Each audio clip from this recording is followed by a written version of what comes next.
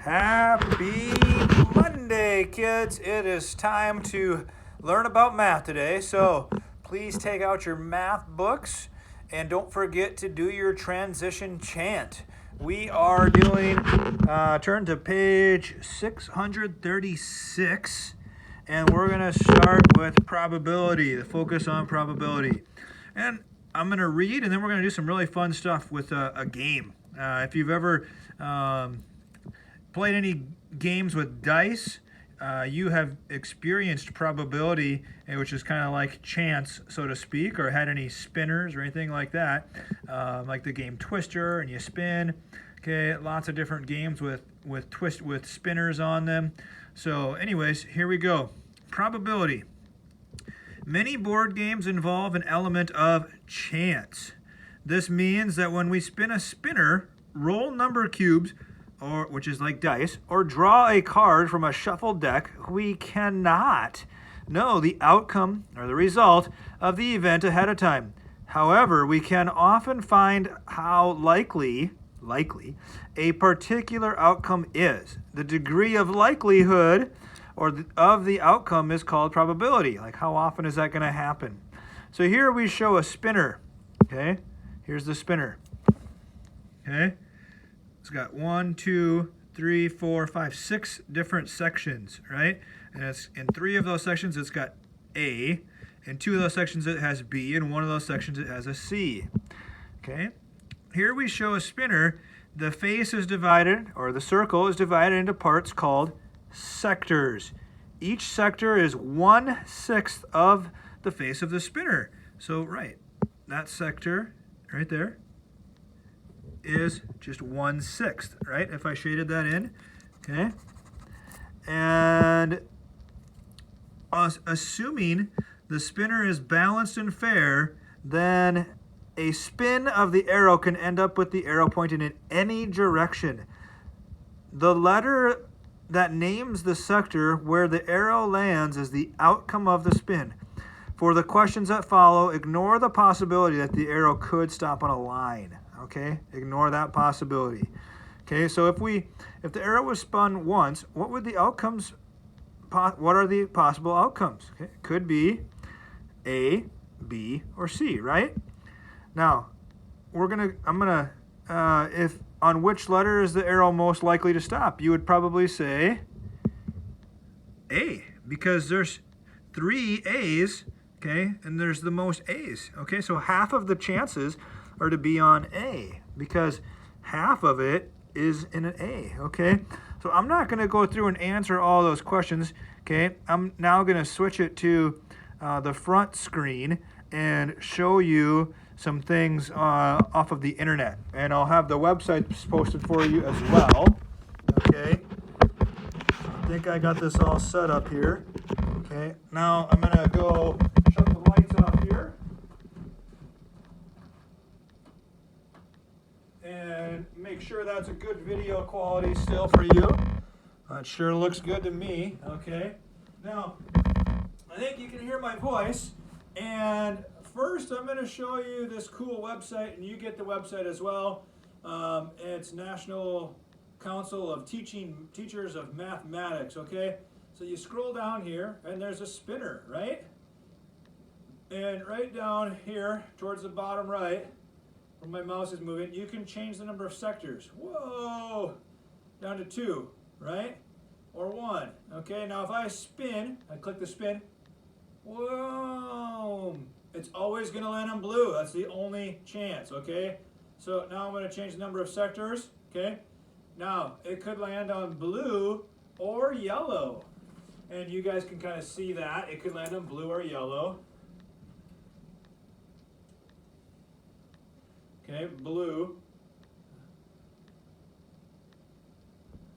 or yellow, okay? And so if I spin it, okay, it landed on blue.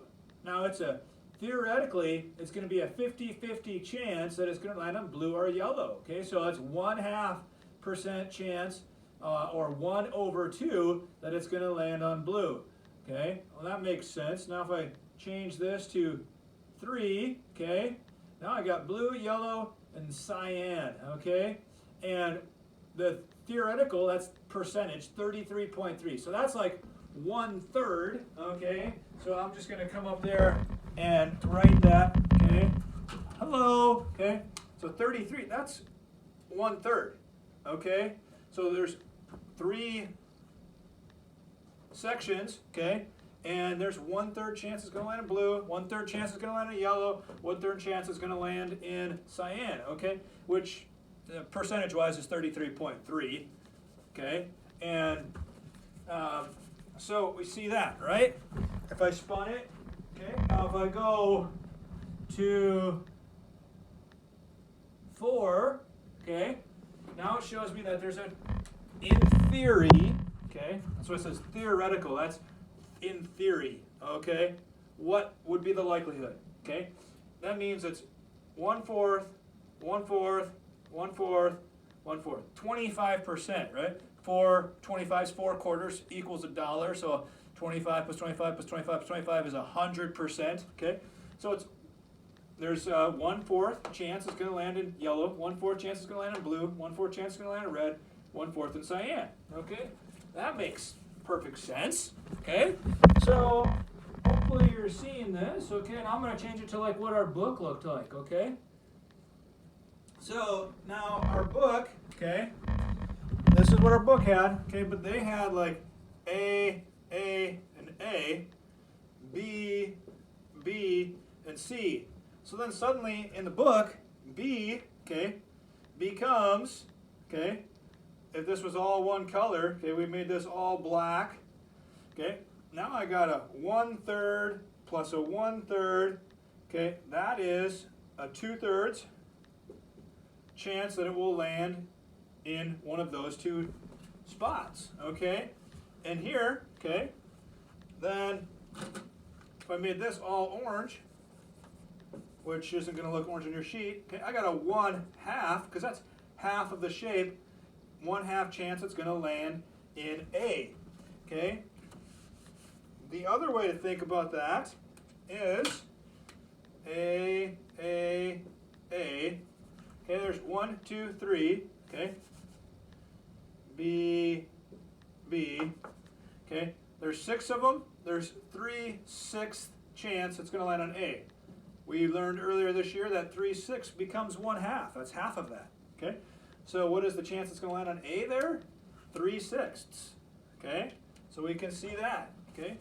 But now they have the spinner with 6 different colors, so any given chance of theory that it's going to land on any of those colors, it's 1/6 of a chance. Now, does that mean that's going to happen? Not necessarily. It is chance, okay? So that's pretty cool, okay? Now, I'm going to switch it, okay, to this cool game here, okay? Now, I'm guessing some of you guys have this game at your house, okay? It's called Settlers of Catan, okay? And you set up this grid, okay? And on each of these numbers, like 4, okay? It's got 3 dots. 6, it's got 1, 2, 3, 4, 5 dots. On 5, it's got 1, 2, 3, 4 dots, okay? On 8, it's got 5 dots, okay? It's over here, 1, 2, 3, 4, 5 dots. Under 9, 1, 2, 3, 4 dots. Okay, so and this game's all about rolling the dice. Okay, I roll the dice. Okay, and I roll 2 of them. Okay, so what are the chances? Now this makes it more complicated because there's 2 dice. What are the chances I could roll a 6? What are the chances I could roll a 5? Okay, well there is. Okay, I'll show you. Okay, this is really fascinating. Okay, and it's fun math. Your parents might have to help you understand it a little bit. Okay.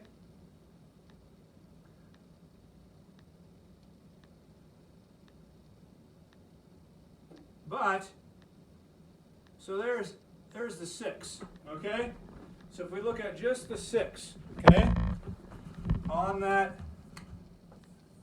6 we saw 1, 2, 3, 4, 5 dots. Okay, that's because when I roll 2 dice, there is 1, 2, 3, 4, 5 different ways I could get to 6. Okay, I could roll both dice to be in a 3 and a 3. I could roll a 5 and a 1. I could switch that and a 1 and a 5. We know that from like our combinations. Okay, then I could get a 4 and a 2. And I could switch that and get a 2 and a 4. Okay, so that this one becomes a 2 and this one becomes a 4. Okay, so there's 5 ways to roll a 6. Okay, so a 6, okay, when you're playing the game, if you know anything about the game, it's really pretty fun. Okay, you are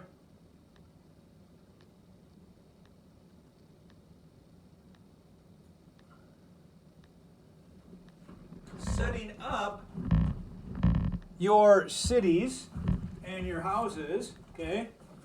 And if I roll, okay, so I roll, and I rolled a 9. 6 plus 3 is 9. There's a 9. So this guy right there, he's got a red house built. He's connected to that. Okay, so he's going to get one of these commodities. Now, so you want to build your house around the numbers with the higher levels of probability, okay? So like a 12, there's only one dot, because there's only one way to roll a 12. You notice nobody's going to build around the 12 typically, but here, if they built right there,